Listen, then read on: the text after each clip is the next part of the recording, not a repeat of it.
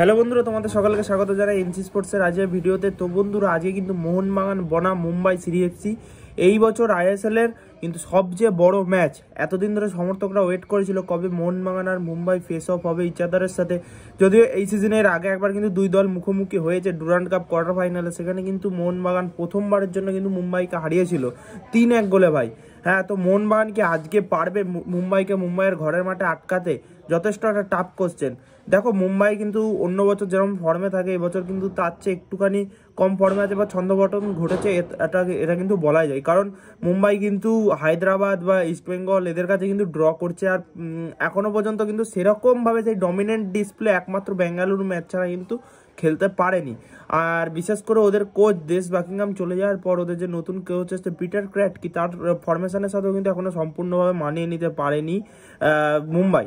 তো এই মুম্বাইকে এখন যদি মোহনবাগান হাট করতে পারে তাহলে অবশ্যই সেটা একটা বহুত বড় বিষয় হবে। কারণ দেখো, মোহনবাগানের অনেক প্লেয়ার ইনজোর্ড আছে, তবুও কিন্তু মোহনবাগান কিন্তু 2-2 ড্র করেছে উড়িষ্যার সাথে, 3-1 গোলে হারিয়েছে নর্থ ইস্ট ইউনাইটেডকে। তো পরপর আমরা দুটো ম্যাচ জিতেছি এবং আমরা প্রত্যেকটা ম্যাচ আনবিটেন আছি আইএসএল এ। মোট কথা, আমাদের আজকে আনবিটেন রেকর্ডটা কি জারি থাকবে? কি মনে হয় আপনাদের? আজকে প্লেইং 11-এ কোন 4জন ফরেনার খেলা উচিত? আমার মনে হয় যে হুগো বুমোর সাথে যদি আরমান্দো সাদিকু এবং ডিফেন্সে অবশ্যই আমি চাই যেন হেক্টর ইউস্তে আর ব্রেন্ডন অ্যামিল এই দুজনকে খেলানো হয়। কারণ দেখো, মুম্বাই কিন্তু অ্যাটাকের ওপর অ্যাটাক করবে, সেখানে কিন্তু তোমার ডিফেন্স শক্ত রেখে অ্যাটাকের কথা ভাবতে হবে। কারণ মুম্বাইয়ের যে সকল প্লেয়াররা আছে, বিপিন ছাংতে, নাসের এল খায়াতি, গ্রেগ স্টুয়ার্ট, পেরেরা ডিয়াজ, কাকে বাদ দিয়ে কার নাম বলবো ভাই? কাকে বাদ দিয়ে কার নাম বলবো? প্রত্যেকে খুব দারুণ ফর্মে আছে। আর বিশেষ করে পেরেরা ডিয়াজ একটা সুযোগ পেলে সেই সুযোগটাই পানিশ করবে।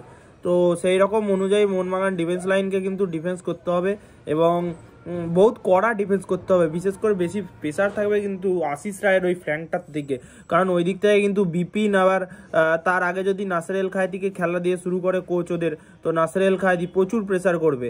কি মনে হয় আজকে কি শুরু থেকে মানভীর থাকবে? এটা কিন্তু আমার একটা প্রশ্ন। কারণ দেখো, লাস্ট কয়েকটা ম্যাচে কিয়ান যা পারফরমেন্স করেছে, সেইখানে যদি এই মানভীর